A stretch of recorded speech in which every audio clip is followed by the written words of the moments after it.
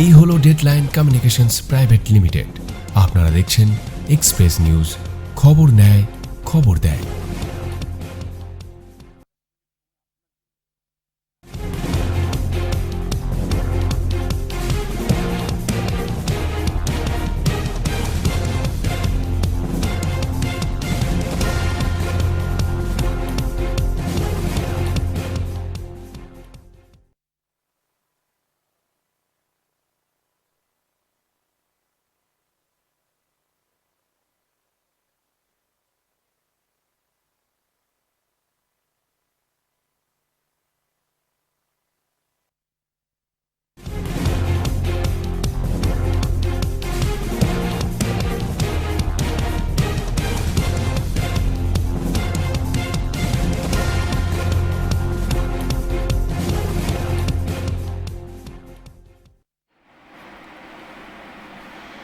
নমস্কার, আমি রাজশোকর, আপনাদের সকলকেই স্বাগত জানাচ্ছি আজ এক্সপ্রেস অনলাইনে।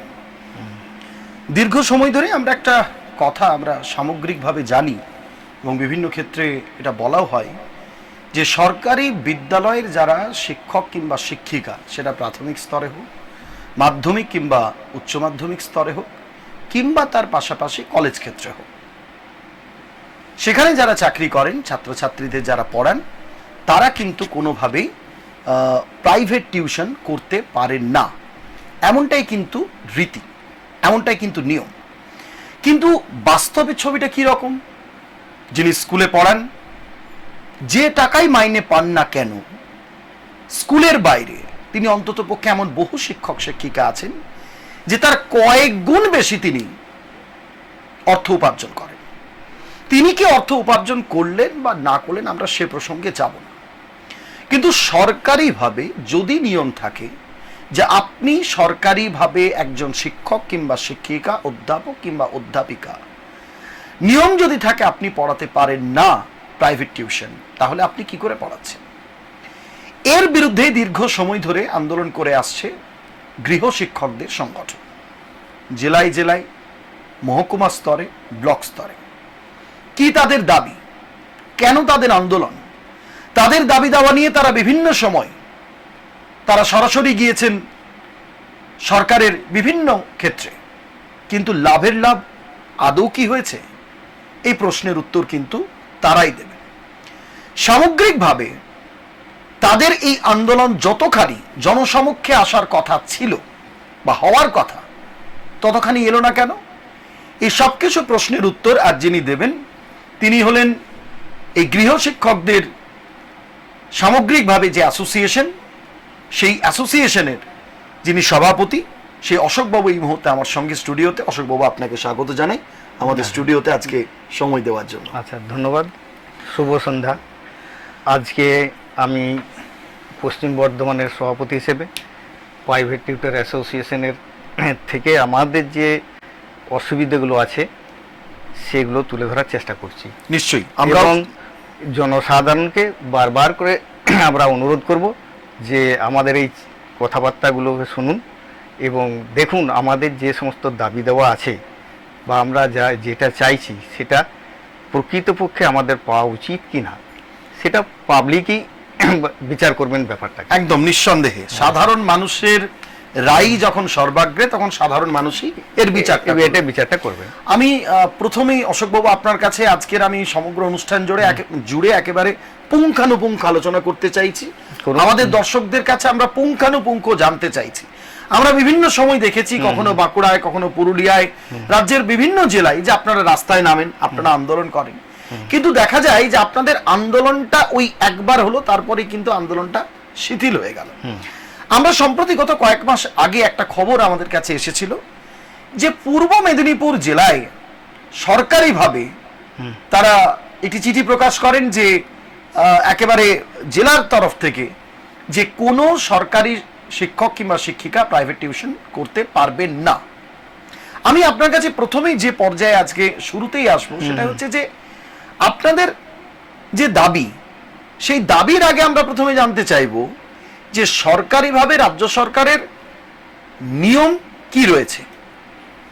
সরকারিভাবে রাজ্য সরকারের যেটা নিয়ম রয়েছে, প্রাথমিক স্তরেই হোক, মাধ্যমিক স্তরে হোক আর হায়ার সেকেন্ডারি স্তরে হোক, ইভিন কলেজ স্তরেও তারা যখন সার্ভিস করেন, সার্ভিস বোর্ডে প্রথমেই হচ্ছে কি একটা তাদেরকে মিউচুয়াল লিখতে হয়, মানে যখন তারা চাকরিতে যোগ দিচ্ছেন।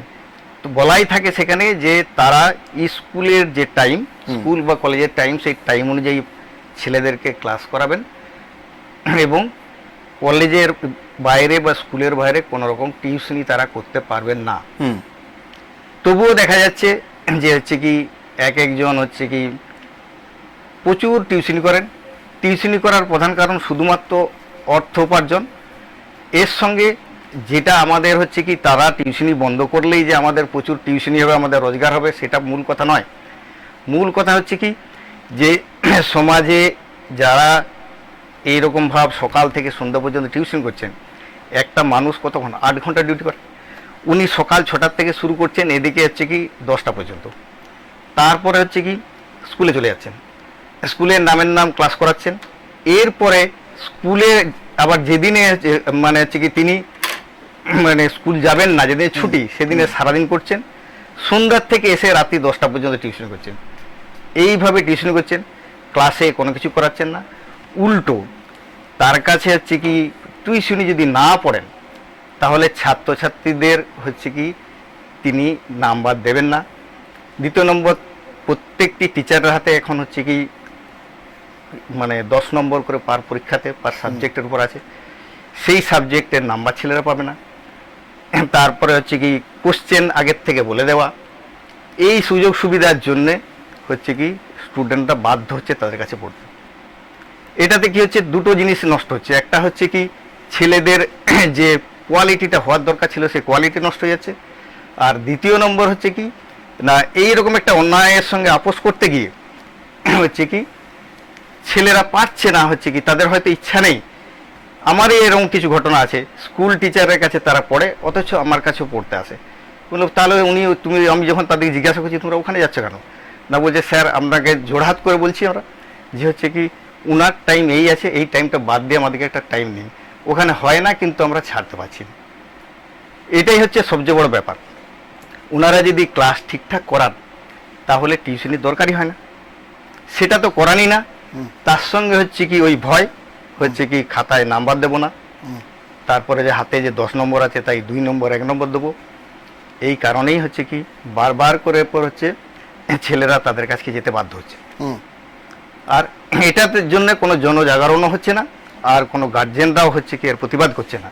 শুধুমাত্র আমরা মুষ্টিমেয় কিছু হচ্ছে টিউশনি শিক্ষকরা গিয়ে পর হেডমাস্টার মশাইকে ডেপুটেশন দিচ্ছি, ওনারা বলছেন করছি না।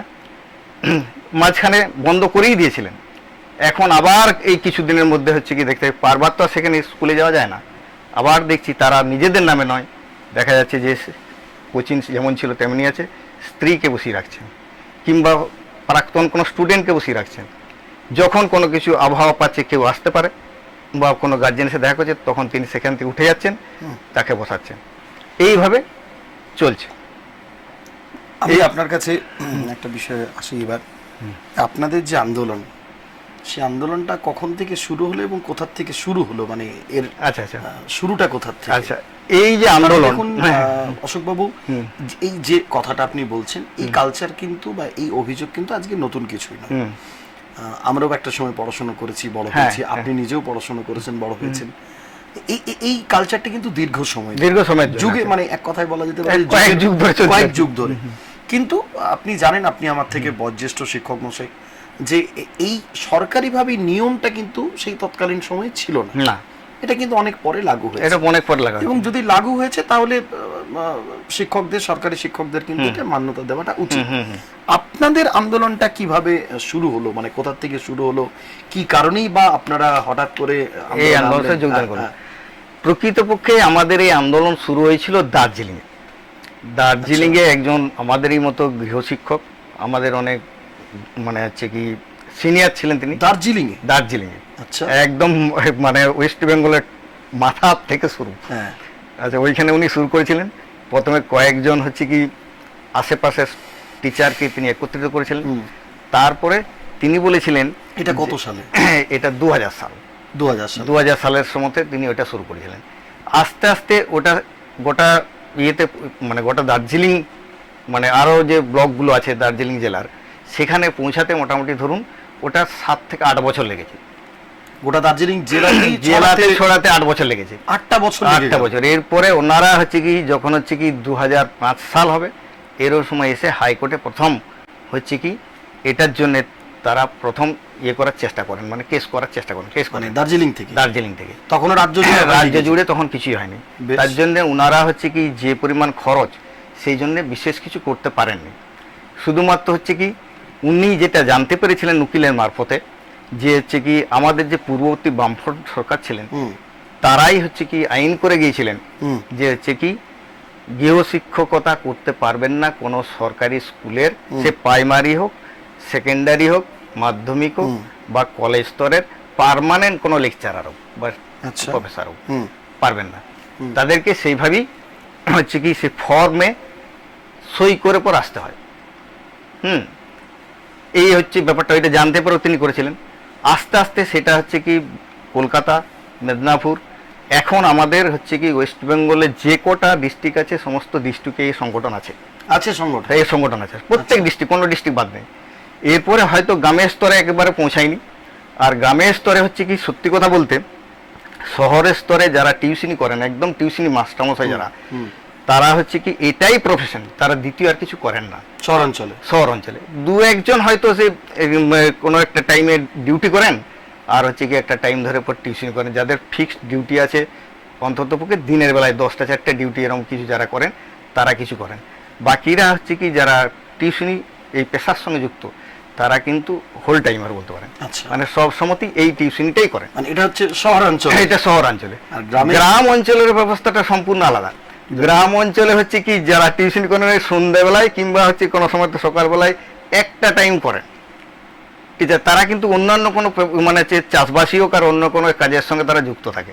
তার জন্যে ওদের হচ্ছে কি তেমন কোনো বিশেষ চাহিদা নেই, যার জন্যে তাদেরকে আমরা বুঝিয়ে আনতে পারছি না এই সংগঠনের।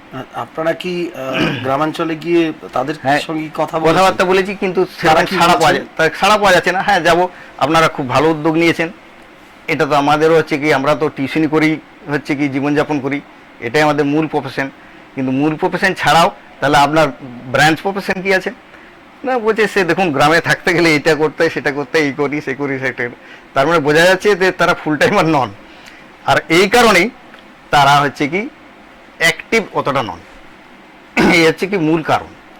আর গ্রামের দিকে হচ্ছে কি যারা শিক্ষক মশাই আছেন তারা হচ্ছে কি ওই প্রচুর পরিমাণে এক একজন করেন, ওদেরকে বাধা দেবারও কেউ নেই আর কেউ বাধা দিতেও যায়ও না। এটা হচ্ছে সবচেয়ে বড় ব্যাপার। আমি একটা কথা জানতে চাই, আপনি বলুন, শুরুতেই একটা কথা বলেছেন আপনার বক্তব্যের শুরুতেই যে ক্লাসে কিছু হচ্ছে না, ক্লাসটা তারা ঠিকমতো করাচ্ছে না, যে কারণে ছাত্রছাত্রীরা টিউশন যেতে তাদের কাছে বাধ্য হচ্ছে। এটা হচ্ছে আপনার অভিযোগ। এই অভিযোগটা কেন? সত্যি কি ক্লাসে তারা ঠিকমতো ক্লাস করান না? স্কুল টাইমে যখন ক্লাস থাকে ক্লাসটা তারা ঠিকঠাক করান না। আবার যারা হচ্ছে কি একটু প্রভাবশালী গোছের, মানে বিভিন্নভাবে বিভিন্ন হচ্ছে কি সরকারি বা হচ্ছে কি পার্টিগত ব্যাপারে যারা হচ্ছে কি একটু যুক্ত আছেন, জড়িয়ে আছেন, তারা জাস্ট হচ্ছে হাজিরা দেন, তারপরে স্কুলে গেলে পর তাদেরকে খুঁজেও পাবেন না। হঠাৎ করে আবার দেখবেন হয়তো টিফিনে অবস্থা দেখা গেল। ওই ক্লাসগুলো হচ্ছে কি ধরুন হচ্ছে কি ম্যাথামেটিক্সের ক্লাস চলছে, জিওগ্রাফির কেউ হচ্ছে বসে আছেন কিন্তু তার বিশেষ কোনো প্রভাব নেই, তিনি এসেন তখন হচ্ছে কি ওই ক্লাসটা করেছেন। এবারে তিনি হয়তো বলছেন যে এক কাজ করো, তাহলে হচ্ছে কি আমি তো ম্যাথামেটিক্স করাতে পারবো না, জিওগ্রাফিটা করো, আমি যেমন জানি, আর সেটা তাহলে করো, আর নয়তো কোনো গল্প করে পর চলে আসতে বাধ্য হচ্ছে। এই হচ্ছে কি ম্যাক্সিমাম শহর অঞ্চলের স্কুলের অবস্থা, মানে গভর্নমেন্ট স্কুলের অবস্থা। সেদিক থেকে আপনি মানে যেগুলো হচ্ছে কি প্রাইভেট স্কুল রয়েছে সেগুলো দেখুন, সেখানে হচ্ছে কি দস্তুর মতো পড়াশোনা হয়, প্রত্যেকটা ক্লাস ওয়ার্ক করতে হয়, তাদের হচ্ছে কি সপ্তাহে সপ্তাহে পরীক্ষা নিতে হয়, পরীক্ষার পরে খাতা দেখতে হয়, খাতা দেখার পরে হচ্ছে কি কি করতে হয়, সেই খাতাকে হচ্ছে কি মূল্যায়ন করতে হয় প্রত্যেকটা ছেলেকে, তাদের কি পজিশন, এবং মানে যা ওনারা মাইনে পান টোটাল যদি 100 টাকা পান তো 110 টাকার খাটিয়ে নেন ওদের, এবং আমরা ম্যাক্সিমাম হচ্ছে কি ইংলিশ মিডিয়ামে টিউশন করি। আমি দেখেছি তাদের কি চাপ, টিচারদের চাপ, স্টুডেন্টের চাপ, আর যিনি টিউশন করবেন তারও চাপ আছে। কিন্তু স্যার এখন কিন্তু আমরা যতদূর জানি এবং এখন শিক্ষক শিক্ষিকারা যেটা বলছেন যে আগের থেকে, অর্থাৎ গত কয়েক বছর যদি আমরা পিছিয়ে যাই, তার থেকে কিন্তু বর্তমান সময়ে সরকারি স্কুলে যারা চাকরি করেন সরকারিভাবে শিক্ষক শিক্ষিকা, তাদের নাকি এখন চাপ অনেকখানি বেড়েছে। হ্যাঁ, এখন একটু বেড়েছে। যথেষ্ট পরিমাণে হোমওয়ার্ক করতে হয়, বিভিন্ন সাইটে তাদেরকে নাম্বার আপলোড করতে হয়, সরকারের দেওয়া বিভিন্ন নিয়ম নীতিতে তারাও কিন্তু এখন প্রচন্ড ব্যস্ত থাকেন এবং যথেষ্ট পরিমাণে ক্লাস করাতে হয়। আপনার কি বক্তব্য? হচ্ছে কি, শুনুন, ওই নাম্বারিং করা বা হচ্ছে খাতা দেখা, পরীক্ষা দেখা, এগুলো করতে হয়, কিন্তু ক্লাস করানো যে একটা ডিউটি, মূল ডিউটি, সেটা হয় না বললেই চলে। দেখুন, এমন কোনো স্টুডেন্ট নেই আর এমন কোনো সাবজেক্ট নেই যে সাবজেক্টটা হচ্ছে কি গৃহশিক্ষক না হলে চলে। সে ওনার কাছেই পড়তে যান, স্টুডেন্টটা ওর কাছেই পড়তে ওনার কাছে, কিংবা হচ্ছে কি আমি আপনার মতো বা যারা টিউশন গৃহশিক্ষক না হলে কোনো সাবজেক্টটা, একটা সাবজেক্টও চলবে না, চলছে কোনো রকম পাচ্ছে না। কেন? সেটাই তো, ক্লাসে কিছু হচ্ছে না। ক্লাসে যদি হবে তাহলে তার তো প্রতিফলন পাবো আমরা। আপনি তো একটু আগে বললেন যে ইংরেজি মাধ্যমের ছেলেমেয়েরা আপনার কাছে পড়ে, আপনার কাছে শুধু অনেকজনের কাছে পড়ে। তার মানে কি আপনি বলছেন যে বেসরকারি মাধ্যমের স্কুলগুলো তো কোনো পড়াশোনা হয় না? কোনো কিছুই হয় না, বেসরকারিগুলোতে হয়। তা সত্ত্বেও তো তারা বাইরে পড়তে লক্ষ লক্ষ টাকা খরচ করে বিভিন্ন বেসরকারি যে কোচিং সেন্টার গুলো হয়েছে সেখানে পড়তে চাই। আমি স্যার একটা জায়গায় এসেছি, আমি একটু জানতে চাইছি আপনার কাছে, যে আমি একটু ব্যাখ্যা চাইছি যে সরকারি স্কুল হোক কিংবা বেসরকারি, আপনারা বিভিন্ন সময় টেক্সট বইয়ের কথা বলছেন, টেক্সট বই খুঁটিয়ে খুঁটিয়ে পড়তে হবে অনেক শিক্ষক শিক্ষিকা, আপনারাও বলেন। আমি জানতে চাইছি যে সরকারি স্কুল হোক চাই বেসরকারি স্কুল, গৃহশিক্ষকের প্রয়োজনটা কোথায়? গৃহশিক্ষক দেখুন কি জন্য প্রয়োজন? টিউশন কি পড়তেই হবে? টিউশন পড়তেই হবে এরকম কিছু নয়, কিছু সাবজেক্ট আছে, যেমন দেখুন ম্যাথমেটিক্স, যেমন দেখুন ইংলিশ, আমি ইংলিশ সাবজেক্ট পড়াই, যেমন দেখুন ফিজিক্স, কেমিস্ট্রি, বায়োলজি, এরকম কিছু সাবজেক্ট রয়েছে যে সাবজেক্টগুলোর মধ্যে হচ্ছে কি বই থাকলেও বুঝে নেবার একটা ব্যাপার থাকে, সেটার সম্বন্ধে একটা কনসেপশন তাদেরকে তৈরি করে দিতে হয়। সেটা যদি না হয় তাহলে হচ্ছে কি একটু যদি ঘুরিয়ে ফিরিয়ে প্রশ্ন করে দেওয়া হয় তাহলে তারা উত্তর দিতে পারবে না।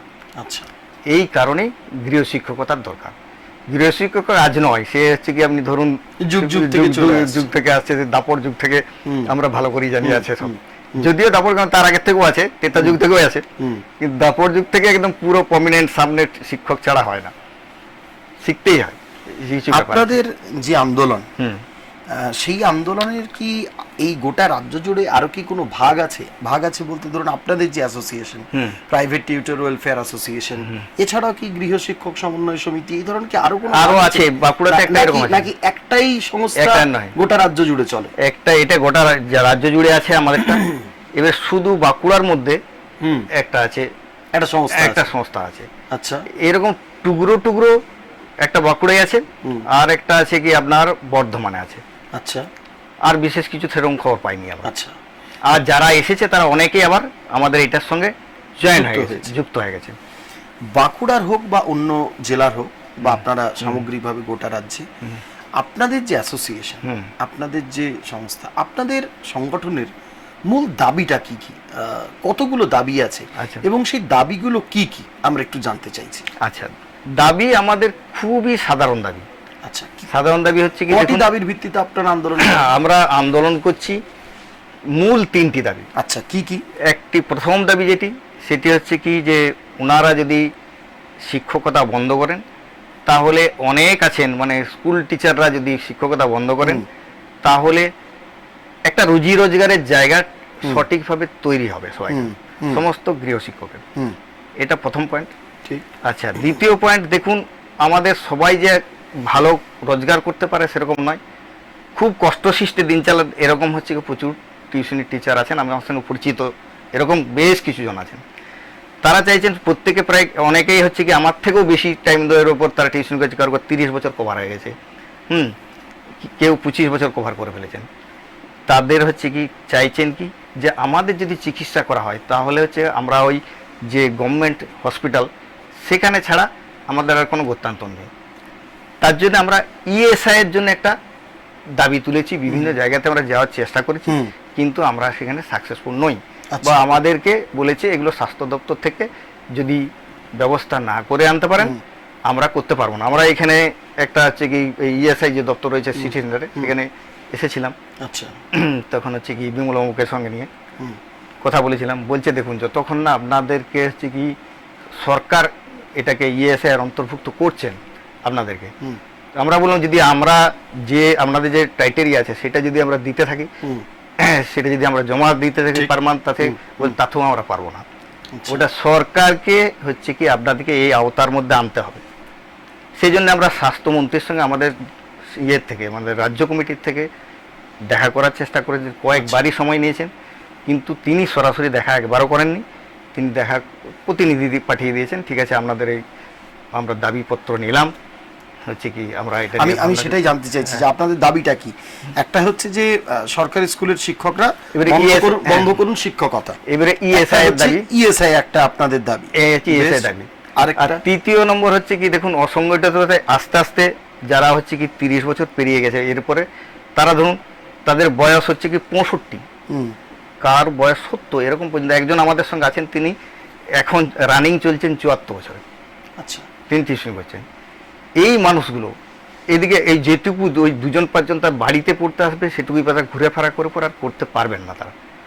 আমরা যেমন হচ্ছে কি গোটা দুর্গাপুর যেখানে ডাকে সেখানে চলে যাই টিউশন করতে, আমাদের একটা টিপ পৌঁছিয়ে গেলে আমরা চলে যাই, কিন্তু ওনারা পাচ্ছেন না, একটা বয়সের ভারে হচ্ছে না।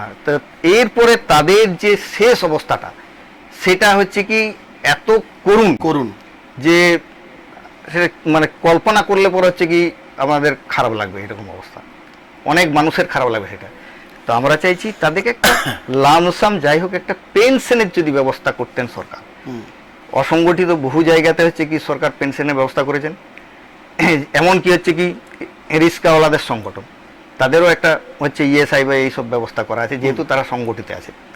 আচ্ছা, অন্যান্য যারা সব হচ্ছে কি ওই কাজের সঙ্গে যুক্ত আছেন, এমনি 100 দিনের কাজ করেন বা হচ্ছে কি ধরুন হচ্ছে বিভিন্ন জায়গাতে রাস্তা পরিষ্কার করেন, যারা হচ্ছে কি সুইপার লেভেলে কাজ করেন, তারাও বিভিন্ন জায়গাতে সংগঠিত এই ইএসআই এবং একটা লামসাম হচ্ছে কি আপনার পেনশন তারা পান। শুধু হচ্ছে কি পায়নি কারা, যারা হচ্ছে কি গৃহশিক্ষক। কিন্তু এই সংখ্যাটা বর্তমানে খুব কম নয়। আমরা হচ্ছে কি রেজিস্টার্ড আমাদের যারা আছে তারা প্রায় 2 লক্ষ ছুঁই। মানে কিসের রেজিস্টার? মানে হচ্ছে এই ওয়েস্ট বেঙ্গল অ্যাসোসিয়েশনের মেম্বার হিসাবে। আর যারা আসেনি তাদের গোটা রাজ্য জুড়ে আপনাদের অ্যাসোসিয়েশনের সদস্য সংখ্যা এই মুহূর্তে 2 লক্ষ ছুঁই। হ্যাঁ, আচ্ছা, এরকম। দুর্গাপুর মহকুমায় কত? দুর্গাপুরে যদি টোটাল এই দুর্গাপুরের মধ্যে যদি আমরা ধরি তাহলে এখানে বিশেষ কিছু নেই। মানে ওই যে বললাম ব্যাপারটা হচ্ছে কি সব ভাগ, তাও হচ্ছে কি ধরুন আমাদের এখন হচ্ছে কি 52 জনের মতো আছে গোটা বর্ধমানে আছে। বর্ধমান জেলাতে আরো বেশি হবে, এটা হচ্ছে 70-80 জন এরকম হবে। আচ্ছা, বাঁকুড়াতে আরো বেশি, বড় বাঁকুড়ার হিসাবটা ঠিক আমি জানি না, যেহেতু ওদের আবার আলাদা সংগঠন আছে, সেখানে হচ্ছে ভাগ করা যাবে। এইভাবে হচ্ছে কি আছে প্রত্যেক জায়গাতেই। এরপরে যারা আসেননি, আমাদের চোখের সামনে কিছু টিউশন টিচার আছেন, তারা ব্যাপারটাকে বুঝালেও বুঝতে পারছেন না। এরকম হচ্ছে কি আমরা সংগঠনের মধ্যে রয়েছি, এতজন এখানে এলাকার মধ্যে রয়েছি, কিন্তু হচ্ছে কি ওইখানে আরো কিছু আমাদের চোখের সামনে আছে, তাদেরকে বোঝাচ্ছি, বারবার নিয়ে আসছি, তাদের বাড়িতে গেছি কয়েকবারই, কিন্তু তারা সংগঠনে আসেননি। আর আমাদের কিছু করার তো নেই, আমরা করতে পারছি না। বলছে যে কি হবে, কি বা আছে, ওই টিউশনি ব্যাপারটা তো ও যেখান থেকে ঘুরে ঘুরে যেমন করছি করে নেবো। তারা ইএসআই আর হচ্ছে ওগুলো জীবনে হবে না, তাদের এরকম ভাবনা আর কি। তো হচ্ছে কি আমরা হচ্ছে কি ওই নেগেটিভ থেকে পজিটিভের চিন্তা ভাবনার দিকে আগাচ্ছি। যদি কোনো সময়তে হচ্ছে কি আমাদের কথা সরকার, যে সরকারই আসুন, তারা যদি কথা হচ্ছে যে সারা বছরই যারা অসংগঠিত ক্ষেত্রে কাজ করেন, সেই অসংগঠিত ক্ষেত্রদের সরকারিভাবে বিশেষ সুবিধার জন্য আমরা দেখি যে বছরভর রাজ্য জুড়ে বিভিন্ন জায়গায় পশ্চিমবঙ্গ সরকারের শ্রম দপ্তরের তরফে একটি করে শ্রমিক মেলা করা হয়, এবং সেখানে গিয়ে বিভিন্ন জন গিয়ে তারা রেজিস্টার করেন, এবং আপনি একটু আগেও তার উদাহরণও দিচ্ছিলেন। আমি গিয়েছি, কিন্তু হচ্ছে আমরা একদিকে দেখতে গেলে যে আপনারাও তো অসংগঠিত ক্ষেত্র, হ্যাঁ, তাহলে অসংগঠিত ক্ষেত্রে বাকিরা যদি সুযোগ সুবিধা পায় তাহলে আপনারা কেন নন? সেটাই হচ্ছে আমাদের প্রশ্ন। এই যে দাবি, যে প্রশ্নটা আপনি নিজেও এক্ষুনি নিজেকেই করছিলেন, এবং নিজের জনমানসে আপনি কথাটা ছড়িয়ে দিচ্ছেন। এই নিয়ে আপনাদের আন্দোলনটা কোথায়, আমি এটা একটু জানতে চাইছি। আপনাদের অ্যাসোসিয়েশন আছে, আপনাদের অ্যাসোসিয়েশনের বলছেন সদস্য সংখ্যা এই মুহূর্তে রাজ্য জুড়ে প্রায় 2 লক্ষ ছুঁই, এবং একই সঙ্গে একই দাবি দেওয়ার ভিত্তিতে একই নিয়ম নীতিকে, একই আদর্শকে সামনে রেখে বেশ কয়েকটি জেলাতে আপনি বলছেন যে আপনাদের আরো ছোট ছোট করে কয়েকটি সংগঠন আছে। লক্ষ্য তো একটাই, পথ তো একটাই। তাহলে আপনাদের সেই জোরালো আন্দোলনটা কোথায়? আমি বলতে চাইছি, আপনি হয়তো বলতে পারেন যে আমরা আন্দোলন করছি, আরো অন্যান্য যে সমস্ত সংগঠনগুলো, অন্যান্য ক্ষেত্রে যে সমস্ত সংগঠন, তাদের যে জোরালো আন্দোলন আমরা দেখতে পাই, তাদের যে একটা সংগঠিত আন্দোলন আমরা দেখতে পাই, সেই হিসেবে আপনাদের সংগঠনের সংগঠিত আন্দোলনটা কোথায়? এটা ঠিকই বলেছেন, আমাদের আন্দোলনটা সত্যি হচ্ছে কি ধিমা তালে চলছে। মানে কেন?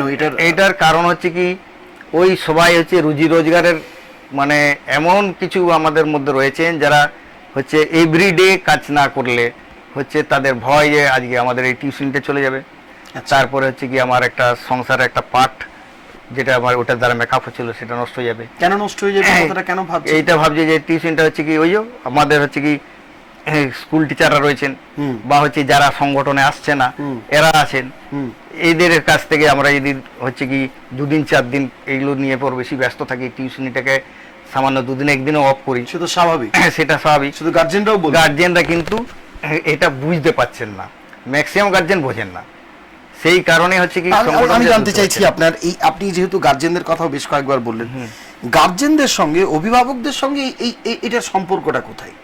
গার্জেন তো চাইবেন তার ছেলেটি যাতে ভালোভাবে পড়াশোনা করে, ভালো শেখে, তার কোয়ালিটিটা যাতে ভালো হয়, সেই জন্য তিনি একজন শিক্ষকের কাছে যাচ্ছেন। কিন্তু তিনি সরকারি স্কুলের শিক্ষক না তিনি প্রাইভেট একজন সাধারণ টিউটর, সেটা অভিভাবকের জানার কি খুব দায়িত্ব রয়েছে?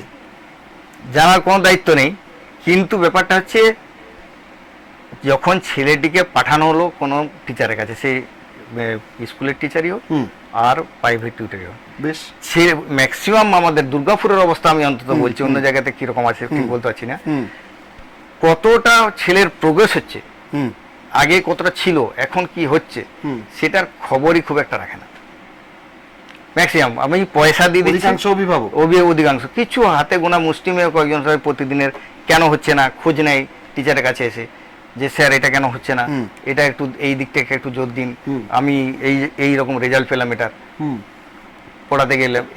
এই জিনিসটা হচ্ছে কি খুব হাতে গোনা কয়েকজন টিচার, মানে পার্সেন্টেজ গুলো ওটা 5% বেশি হবে না, ন্যূনতম। হ্যাঁ, ন্যূনতম যে বলতে পারেন।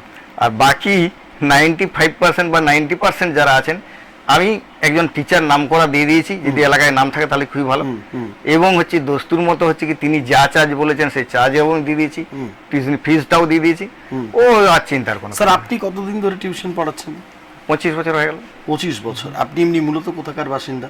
আমি বাঁকুড়ার বাসিন্দা, বাঁকুড়া বিষ্ণুপুরের দিকে বাড়ি। আচ্ছা স্যার, আমরা ছোটবেলায় যেটা দেখেছি, আপনারা তো আপনাদেরটা আরো ভালো বুঝবেন, আমরা ছোটবেলায় যেটা দেখেছি যে আমি নিজেও ছোটবেলাতে, যিনি আমার প্রাথমিক স্কুলের মাস্টারমশাই ছিলেন, তার কাছে অঙ্ক করতে যেতাম, এবং তিনি জানিয়েছিলেন যে আগামীকাল তিনি আসবেন না, কিন্তু 7 সকালে তার শরীর ভালো ছিল, তিনি এসে গিয়েছিলেন এবং স্কুলের কাছে কয়েকজন বাচ্চাকে নিয়ে তিনি পড়াচ্ছিলেন।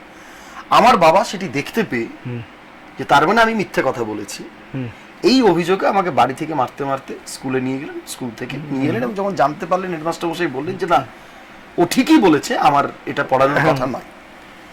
এবং আমার বাবা মাঝে মধ্যেই যেতেন, আমি যখন রামকৃষ্ণ মিশনে পড়ি তখনও বাবা আচমকা আচমকা চলে যেতেন, আমার সঙ্গে দেখাও হয়তো কখনো করতেন না, মহারাজদের কাছে জানতে চাইতেন যে ছেলে এখন কিরকম পড়ছে।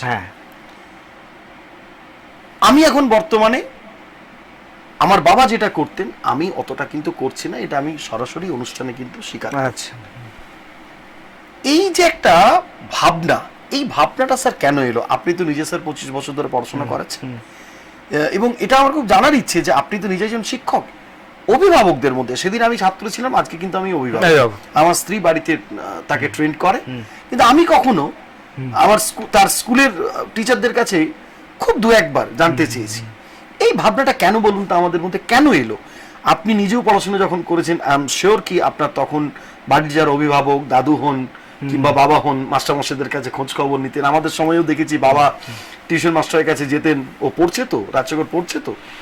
এইটা আজকের দিনে আমি শুধু আপনার কাছে নয়, আমি বহু শিক্ষক শিক্ষিকার কাছে এই কথাটা কিন্তু আকচারি শুনতে পাই।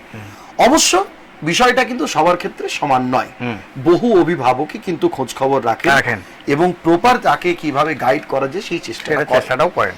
কিন্তু এটা আগে প্রায় অধিকাংশ ক্ষেত্রে সমান ছিল। আমি জানতে চাইছি যে অভিভাবকদের মধ্যে যত দিন যাচ্ছে এই ভাবনাটা কেন, আমি টিউশন দিয়ে দিয়েছি, পড়ুক, করছে করুক, আর খোঁজ খবর নেওয়া হচ্ছে না, এটা আপনি নিজে দাবি করছেন, এটা কেন স্যার? এটা অভিভাবকদের মধ্যে এই ভাবনাটা কেন আসছে দিনকে দিন? আচ্ছা, আমার নিজস্ব ব্যক্তিগত মতামত আর কি। আমার মনে হচ্ছে আমরা যখন পড়ছি তখন দেখুন রামকৃষ্ণ মিশন এরকম কয়েকটি জায়গা ছাড়া হচ্ছে কি আর হচ্ছে সরকারি স্কুল, এগুলি ছাড়া কিন্তু এত পরিমাণ প্রাইভেট স্কুল ছিল না। বেশ, এটা একদম। অতএব গার্জেনদের একটা লক্ষ্য ছিল যে যেন তেন প্রকারেণ ছেলেটাকে যদি আমার হচ্ছে কি প্রপার জায়গাতে পৌঁছাতে হয় তাহলে ভালো প্রপার শিখতে হবে এবং হচ্ছে কি রেজাল্ট ভালো করে সেই জায়গাতে অ্যাডমিশন করার উপযুক্ত করে তুলতে হবে। ঠিক, এটা একটা ব্যাপার। আর এখন যেটা আমার মনে হচ্ছে যেটা আর কি, সেটা আমি বলছি, অধিকাংশ গার্জেন দেখছেন যে ছেলে তো একটা কিছু শিখছে, একদম তো না শেখা হচ্ছে না, যখন টিউশন যাচ্ছে আসছে একদম হচ্ছে কি তাকে যে হচ্ছে কি ওই ওর উপযুক্ত হয়ে যদি উঠতে না পারে তা না হোক, তাতে কোনো বিশেষ কিছু হেডক নেই। কারণ প্রচুর প্রাইভেট স্কুল হয়ে গেছে, আপনি ইঞ্জিনিয়ারিং থেকে আরম্ভ করে যে কোনো প্রফেশনের প্রাইভেট স্কুল পেয়ে যাবেন। সেই কারণে গার্জেনরা চাইছে যে শুধুমাত্র পয়সাটা ভালো করে উপার্জন করো, ছেলের যদি কোয়ালিটি ডাক্তার হওয়ার উপযুক্ত নাও হয়ে থাকে, ইঞ্জিনিয়ার হওয়ার নাও হচ্ছে উপযুক্ত থাকে, আমি এক্সট্রা আরো 2-1 লাখ টাকা দিয়ে দেবো বা 3 লাখ টাকা দিয়ে সেখানে ঢুকিয়ে দেবো। আমার মনে হয় সেরকম একটা হচ্ছে মেন্টালিটি কাজ করলেও করতে পারে, এটা আমার ব্যক্তিগত মত। আমি নালে গার্জেনরা বলবেন যে হচ্ছে কি হয়তো আমার প্রতি সব ক্ষেত্রে তো সমান নয়, সেটা আমরাও বলছি, সব ক্ষেত্রে বিষয়টা সমান নয়। এখন একটা অনেকগুলো স্কোপ হয়ে গেছে, স্কোপ হয়ে যাওয়ার জন্য অত বেশি হচ্ছে কি গার্জেনরা ছেলের পিছনে লেগে থাকছেন না, তারা নিজেদের কাজ নিয়ে প্রফেশন নিয়ে বেশি ব্যস্ত থাকছে। কেন, আমার প্রচুর স্কোপ আছে এখন, এটা নয়তো ওটা, এটা নয়তো এটা, এরকম প্রচুর হচ্ছে কি জায়গাতে, যে কোনো জায়গাতে আমার ছেলেটাকে আমি এস্টাবলিশ করিয়ে নেবো। স্যার, এস্টাবলিশ ছেলে মেয়েকে করাতেই হবে, যে কথাটা আপনি বলছেন, ছেলে মেয়েদের এস্টাবলিশ করানো মানেই কি ছেলে মেয়েকে ইংরেজি মাধ্যমে পড়াতে হবে স্যার? না, মোটেই না। তাহলে যদি তাই হয়, যদি আপনার কথা আমি ধরে নিচ্ছি যে না তা নয়, ইংরেজি মাধ্যমে পড়াতে হবে এমন কোনো বিষয় নাই, ছেলে মেয়ে মানুষ, অনেকেই বলেন যে ছেলে মেয়ে যেখানে মানুষ হবার সাপনাপনি হবে, সেটা বাংলা, হিন্দি, ইংরেজি যে কোনো মাধ্যমেই হোক না কেন, তাহলে আপনারা যে সময় থেকে টিউশন করাচ্ছেন সেই সময় কিন্তু বাংলা মাধ্যমে শুরু, বাংলা মাধ্যমে শেষ, ধীরে ধীরে ধীরে ধীরে ইংরেজি মাধ্যমগুলো গড়ে উঠলো, অনেকগুলো হিন্দি মাধ্যম গড়ে উঠেছে, সেখানকার ছেলেমেয়েরাও ইংরেজি পড়ছে, আপনাদের কাছে পড়ছে, বহু শিক্ষক শিক্ষার কাছে পড়ছে। আজকে বাংলা মাধ্যম স্কুলগুলোর এই বেহাল দশার কারণটা কোথায়? ইংরেজি মাধ্যমে যারা পড়ছে তারাও কিন্তু টিউশন পড়তে আপনাদের কাছে আসছে, আর বাংলা বেঙ্গলি মিডিয়ামেও যারা পড়ছে তাদেরও ছেলেমেয়েরা কিন্তু টিউশন পড়তে আপনাদের কাছে আসছে। বাংলা মাধ্যমের আজকের এই বেহাল দশা মানে সব জায়গায় কিন্তু সর্বত্র বিষয়টা সমান নয়, কিন্তু আমি বলছি যে গড় যে ছাত্রছাত্রীদের যে গড় পরিমাণ, সেই পরিমাণ কিন্তু আজকে পুরো ইংরেজি মাধ্যমে শিফট হয়ে গেল। এর কারণটা স্যার কোথায়? আপনি নিজে তো অনুধাবন করেছেন, এতদিন ধরে পড়াশোনা করাচ্ছেন, অভিভাবক ছাত্রছাত্রীদের সাথে কথা বলছেন, কি আপনার প্রতিক্রিয়া বিষয়ে? এই বিষয়ে প্রতিক্রিয়া হচ্ছে কি, শহর অঞ্চলে যেখানে ইংলিশ মিডিয়াম রয়েছে সেখানে হচ্ছে কি, যেহেতু যেটা আমি আগেই বললাম যে টিচাররা সঠিকভাবে ক্লাস করাচ্ছেন না, মানে স্কুল টিচার যারা সরকারি শিক্ষক, আমি বেশ কয়েকবার আপনার মুখেই কথা, আমি অন্য কথায় আসবো, আমি এই কথাটা বেশ কয়েকবার শুনলাম এবং আমরা বিভিন্ন সময় জেলায় জেলায় আপনাদের সংগঠনের যে আন্দোলন দেখি, তাতে কিন্তু আপনারা এই কথাটা বারংবার, আপনি শুধু নন, মানে আরো যারা আন্দোলন তারাও বলছেন যে সরকারি স্কুলের যারা শিক্ষক শিক্ষিকা তারা সঠিক মতো ক্লাস করাচ্ছেন না, এমনটা আপনাদের অভিযোগ। কেন এই অভিযোগটা কেন বলি আপনাকে? আমি মানে এটা কি তাদের প্রতি ক্ষোভ? না, ক্ষোভ নয়। আপনি যদি আমার ক্লাসে কোনোদিন যান তাহলে অবশ্য ছেলেরা একটু অফেন্ডেড হবে। বাংলা মিডিয়াম সকাল দিকে তো বাংলা মিডিয়াম, সকাল দিকে বাংলা মিডিয়ামে বেশ কিছু স্কুল আছে, মানে দুর্গাপুরে আমি স্কুলগুলোর নাম বলবো না, তারা প্রতি বছর পাসও করে যাচ্ছে, একটা রেজাল্ট হয়ে যাচ্ছে।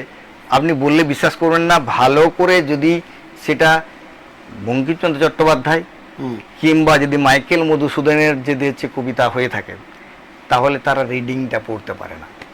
বাংলার 80% স্টুডেন্ট, আমি আপনি কোন ক্লাসের কথা বলছেন? 9-10 কথা বলছি। ক্লাস 9-10 9-10 আমি 9-10টাই লাস্ট টু 9 থেকে পড়াই, 9-10 থেকে পড়াই, আমি নিজের দিকটা পড়াই না। 9-10 এর ক্যান্ডিডেট আপনি শুধু ইংলিশটা পড়ান? হ্যাঁ, ইংলিশটা পড়াই, এদের এই বাংলাটাও পড়াই। আচ্ছা, ক্লাস 9-10 এর ছেলে বাংলাটা রিডিং পড়ে, বাংলাটা রিডিং মাইকেলের লেখা তিনি মানে সে পড়তেই পারছে না, পড়তে পারছে না, রিডিং পড়তে পারছে না। এই অবক্ষয় কেন? আর একটা হচ্ছে কি ইংলিশ ভার্সন, ইংলিশ তো বলছেন, এটা হচ্ছে 80% বাংলার কেস। আবার ইংরেজি হলে পর সেখানে 5% ছেলে পড়তে পারে, বাকিটা পড়তে পারে না। তাহলে পাস করছে কি করে? অথচ পাস করে যাচ্ছে তারা। এইটাই তো সবচেয়ে বড় আশ্চর্য হচ্ছে। আপনার হচ্ছে ব্যাপারটা ওই আন্দাজে ওই টু ফলস থাকে, তারপরে হচ্ছে কি আপনার হচ্ছে কি ম্যাচিং থাকে, ওই হয় দেখে করে নিচ্ছে, না হলে হচ্ছে কি কিছু একটা মাথায় ওদের আছে, আমি এখনো বুঝতে পারছি নাকি, আচ্ছা। পাস ওরা করে যাচ্ছে। মানে আমি এটা হচ্ছে কি কোনো ক্ষোভের কথা নয়, আমি একদম পরিষ্কার আমার সামনে দেখেছি। এবং তার জন্য হচ্ছে ছেলে মেয়েদের সঙ্গে সকালবেলা প্রচণ্ড চেঁচামেচি করতে হয়, ধরে ধরে রিডিং করাই। আমি বলছি স্যার ঠিক আছে আপনি কোশ্চেন বলে দেন না, কোশ্চেন লিখে দেন না, দাগ দিয়ে দেন না, এটা হয়েছে। আমি অসম্ভব ব্যাপার, আমি প্রত্যেকটা লাইন রিডিং পড়াবো। একবার না হয়তো আমি এক লাইন বলে দিলাম, আবার ছেলেটা পড়লো, আবার লাইন বলে দিলাম, হ্যাঁ টেক্সট আবার পড়লাম, আবার বললাম, এক দরকার হলে এক একটা লাইন 5 বার করে পড়াই। তার সত্ত্বেও আমি রিডিং করাবোই তোদেরকে। তোরা রিডিং করার আগে গড়বড় করে বলতে হ্যাঁ 3 মাস 4 মাস হয়ে যাচ্ছে, সুন্দর পড়তে পারছে। প্রথম 2-3 মাস লাগছে সময়। স্যার এই ধরনের যারা স্টুডেন্ট, যে কথাটা আপনি শুরুতেও বলছিলেন, কোয়ালিটি যে স্টুডেন্ট, যে সরকারি স্কুলে পড়ছে, কি পড়ছে তারাই জানে, কেন পড়ছে না সেটাও তারাই জানে, তাদের এই যে পড়াশোনার যে গতিবিধি, গতি প্রকৃতি, তারা আটকে যাচ্ছে কোন সময় গিয়ে? মাধ্যমিক পাস করছে, উচ্চ মাধ্যমিক পাস করছে, তারপরে তাদের আটকে যাওয়াটা কোন সময়? তারপরেই তো হঠাৎ করে একটা নিরাশা, ওই তো হায়ার সেকেন্ডারি পরের থেকে তারা হচ্ছে কি হায়ার সেকেন্ডারিটাও এতদিন পর্যন্ত, এখন যা সিলেবাস হচ্ছে, নতুন করে সব সিলেবাস এসছে, কতটা আগাবে জানি না, ওই মাধ্যমিকের পরের থেকে আটকে যাবে সব ম্যাক্সিমাম। কেন মানে হঠাৎ এরকম বলছে? হচ্ছে অনেক ছেলে আটকে যাবে, তার কারণ হচ্ছে কি মূল ব্যাপার হচ্ছে তাদের এই যে ভিতটা, ওই যে বললাম আপনাকে যে ভালো করে রিডিং পড়ছে না, সেটা নড়বড়, তারা উপরে চাপ নিতেই পারবে না। এরপরে হচ্ছে কি এতদিন পর্যন্ত আমি দেখেছি যে ওই রকম ক্যান্ডিডেট যারা ছিল, তারা ধীরে ধীরে হচ্ছে গ্র্যাজুয়েশন কমপ্লিট করেছে, কিন্তু আদার্স কোনো কাজে নাথিং টু ডু, কোনো কাজে তারা হচ্ছে কি আপনি কোনো একটা কাজ দেবেন করতে পারবেন, অফিসিয়ালি কোনো কাজ করতে দেবেন তাও করতে পারবেন, আর হচ্ছে কি লেখাপড়া করানোর কাজ তো সে তো অসম্ভব ব্যাপার তাদের পক্ষে। তারা এইভাবেই তৈরি হচ্ছে আর এইভাবেই চলছে, এবং চলে যাচ্ছে কোনো করে। কিন্তু এই চিত্রটা গ্রামের দিকে কিন্তু অনেকটা বেটার। কিরকম? গ্রামের দিকটা কিরকম বেটার হচ্ছে শহরের থেকে, যে গ্রামের স্কুলে হচ্ছে কি দ্বিতীয় নম্বর তাদের তো ইংলিশ মিডিয়াম নেই, যা করতে হবে ওখানে, যেটা একটু আগেই আপনি বললেন যে কেন তারা ইংরেজি মিডিয়ামে যাচ্ছে, ওইখানে কিন্তু গার্জেনরা সচেতন হয়ে পর কি করে না, ইংরেজির জন্য স্পেশাল করে স্কুল না হলেও হচ্ছে কোনো টিচার দিয়ে বা বাড়িতে চেষ্টা করে তাকে ইংরেজিটা যতটা সম্ভব আলাদা করে শেখায়। বাকি তো সব একই আছে, তাতে করে তো বিশেষ কিছু অসুবিধা হয় না। গ্রামের ছেলে প্রচুর ছেলে আছে, আমাদের সব গ্রামের সব এলাকাতে রয়েছে প্রচুর ছেলে, তারা ডাক্তার হচ্ছে, ইঞ্জিনিয়ার হচ্ছে, গ্রামে তো হচ্ছে না, প্রচুর ছেলে হচ্ছে। আমরা এখন যেন মনে হচ্ছে সেখান থেকে তো বেশি হয়, বেশি হচ্ছে, এবং আমরাও তো সেখান থেকে উঠে এসেছি, ঠিক চলছে তো এখানে। কিন্তু হচ্ছে শহরের ছেলেদের মধ্যে কেন এরকম হচ্ছে আমি কিন্তু এখনো পর্যন্ত বুঝে উঠতে পারিনি। স্যার আমি অন্য টিচারদের সঙ্গেও হচ্ছে আলোচনা করছি, এটা কেন মনে হচ্ছে বলুন দেখি স্যার। তিনিও তো বলছেন যে তাই তো, আমিও তো খুঁজে পাচ্ছি না কি কারণে এরকম হচ্ছে অবক্ষয়। স্যার আপনাদের যে আন্দোলন এবং আপনাদের যে দাবি দেওয়া, সেটা হচ্ছে যে সরকারি স্কুলের শিক্ষকরা শিক্ষকতা করা টিউটর হিসেবে প্রাইভেট টিউটর বন্ধ করুন। একটা হচ্ছে অসংগঠিত শ্রমিকদের ক্ষেত্রে, অসংগঠিত ক্ষেত্রে যে সুযোগ সুবিধা পশ্চিমবঙ্গ সরকার দেয়, সেই সুযোগ সুবিধা আপনারা চাইছি, এবং অসংগঠিত ক্ষেত্রে আপনারা ন্যূনতম স্বাস্থ্য পরিষেবা ইএসআইটা আপনারা চাইছেন। যদিও পশ্চিমবঙ্গ সরকারের তরফে স্বাস্থ্যসাথী একটি প্রকল্প দেয়া আছে, সকলের জন্য করা আছে। আমি একটু আপনাদের আন্দোলনের কথায় আসি। আপনারা বলছেন যে 2000 সালে পাহাড় থেকে আন্দোলনটা শুরু হয়েছিল। অধিকাংশ ক্ষেত্রে দেখা যায় যে এই ধরনের আন্দোলন এইখান থেকে যায়, কলকাতা থেকে আসে, হ্যাঁ, উপর থেকে নিচে অথবা কলকাতা থেকে, কলকাতা ওরিয়েন্টেড বেশি হয়। দার্জিলিং থেকে 2000 সালে আন্দোলনটা শুরু হলো, আজকে 2024, কয়েক মাস পরে শেষ হয়ে যাবে।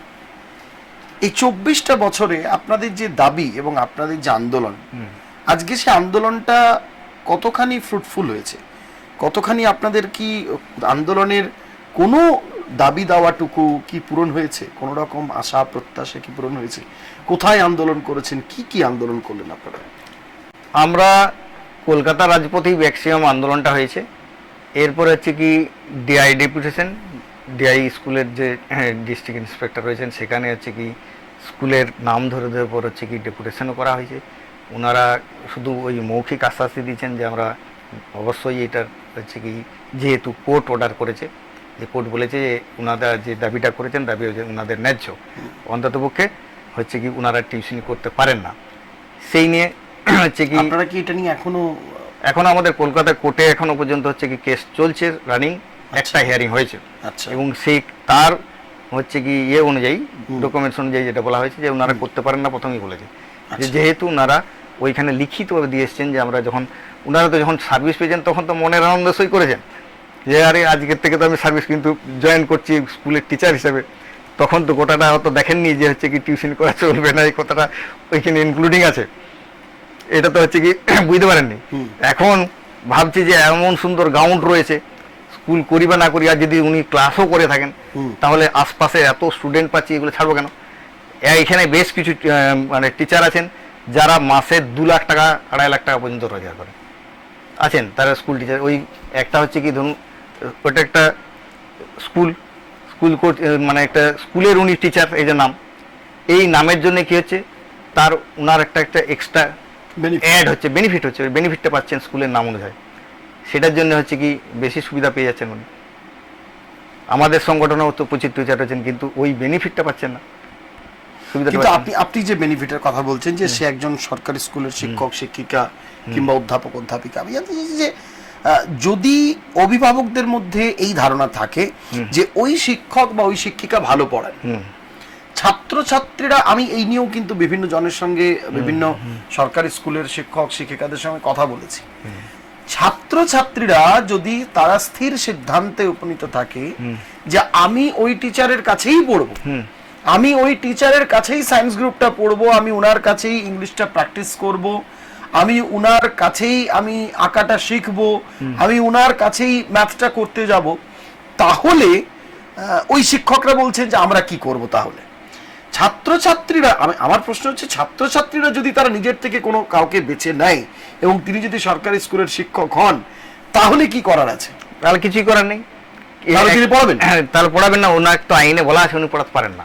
উনি তো পড়াতে পারেন না, এটা তো একদম পারেন না। তার যেহেতু পারেন না সেহেতু হচ্ছে কি ওনারাও জোর করে পর হচ্ছে কি আপনার কাছে পড়তে চাই বললেও স্যারের উচিত যে আমরা আইনত ভাবে হচ্ছে কি, আমার পাড়াতেই একজন স্কুলের টিচার আছে, তাকে বিভিন্নভাবে কয়েকজন বলছে না আমি জানি, হ্যাঁ বলছে আমি জানি এই হচ্ছে রুল এসে গেছে, আমিও জানি বহু শিক্ষক আছেন যারা ক্লাস করান, এবং তাকে মানে প্রাইভেট টিউশন তাকে রিকোয়েস্ট করা হয়েছে পাড়াগতভাবে, পাড়ার থেকে তিনি পরিষ্কার বলে দিয়েছেন যে হচ্ছে কি দেখো বাবা তোমরা অন্য কোথাও পড়ো, কোনো সময় যদি একবার কোনো কিছু আটকে যায় আমি এখানে আমি অবশ্যই আছি, দরকার পড়লে তোমরা ঘরে ফোনের থেকে বলবে তাও আমি অ্যান্সার করে দেবো বা তোমাদের বুঝিয়ে দেবো ম্যাথামেটিক্স টিচারের জন্য।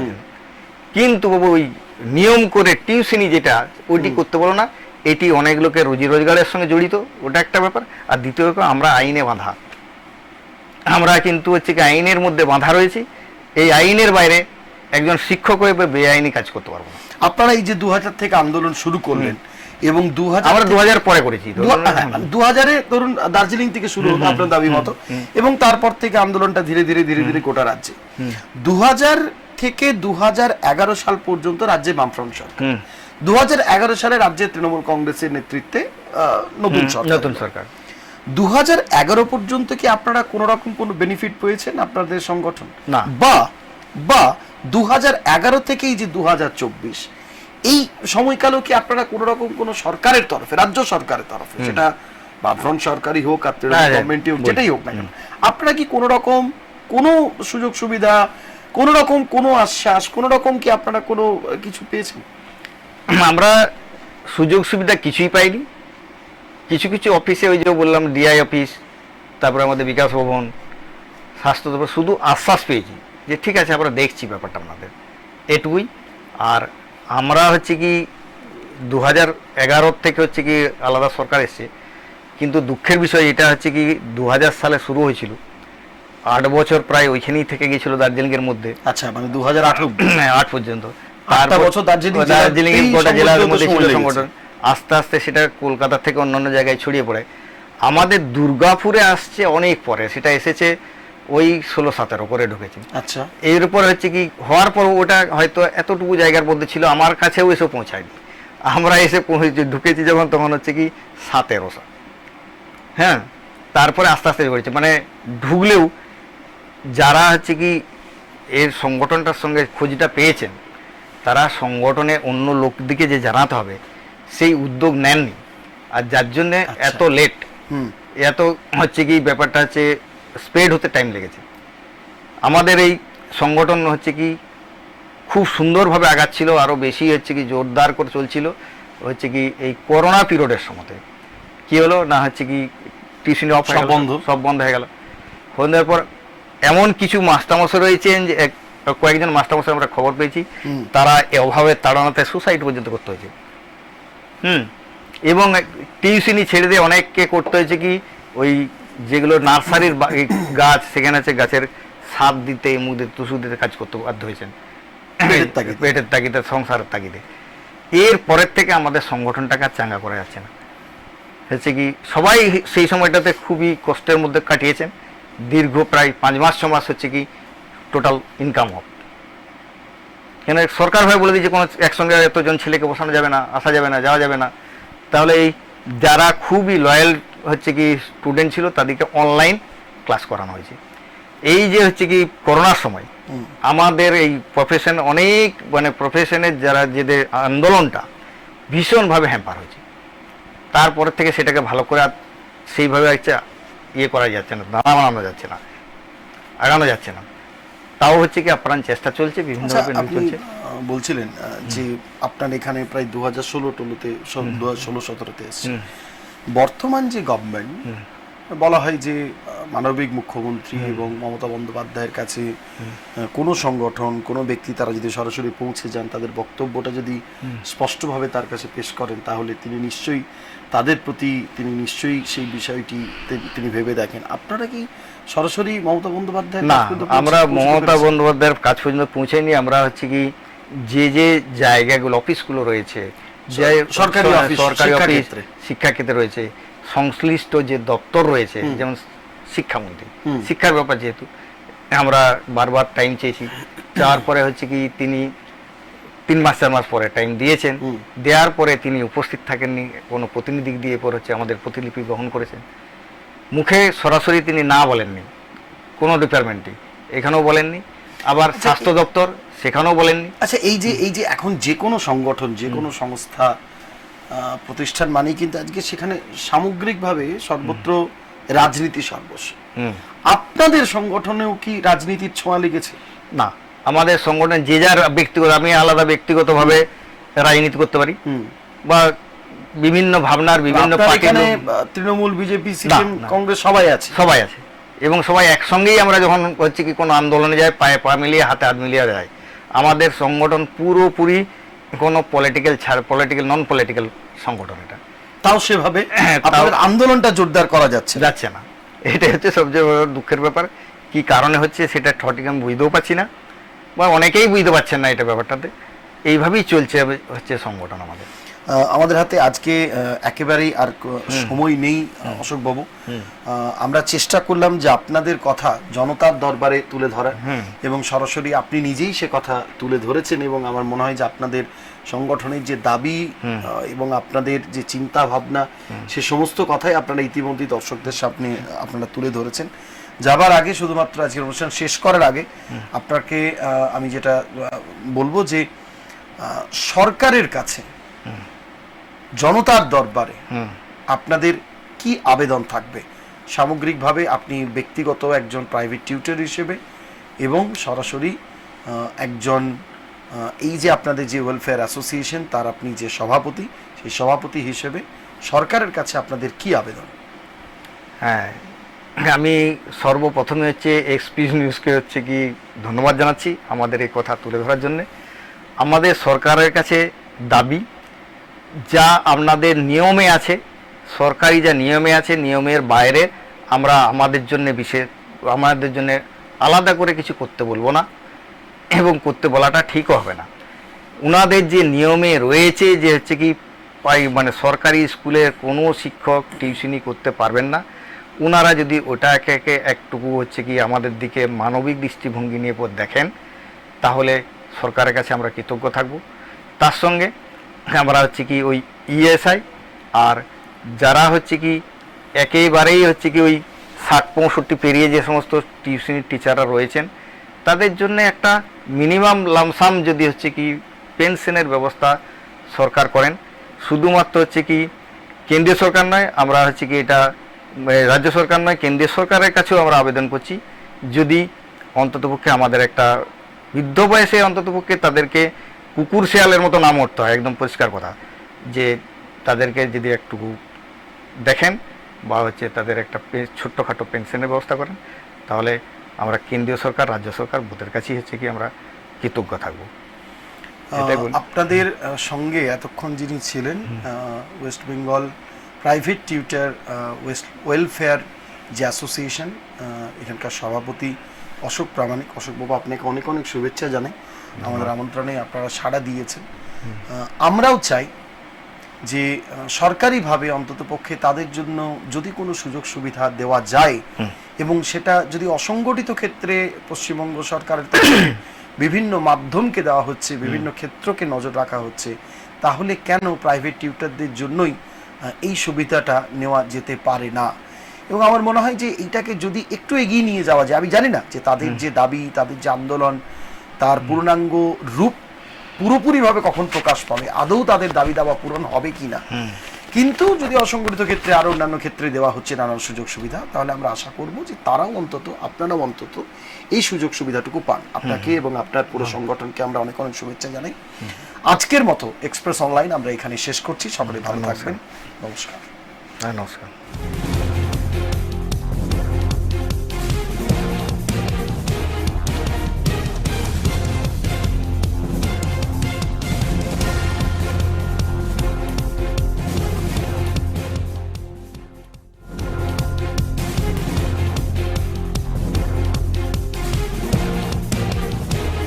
এই হলো ডেডলাইন কমিউনিকেশনস প্রাইভেট লিমিটেড। আপনারা দেখছেন এক্সপ্রেস নিউজ, খবর নেয়, খবর দেয়।